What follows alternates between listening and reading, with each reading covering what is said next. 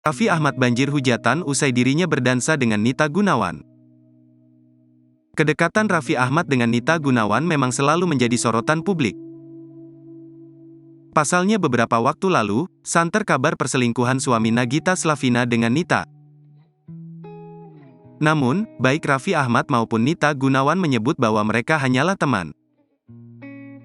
Walau status hubungan mereka sudah jelas, kini kakak Syahnaz Sadiqah itu kembali membuat netizen kembali geram.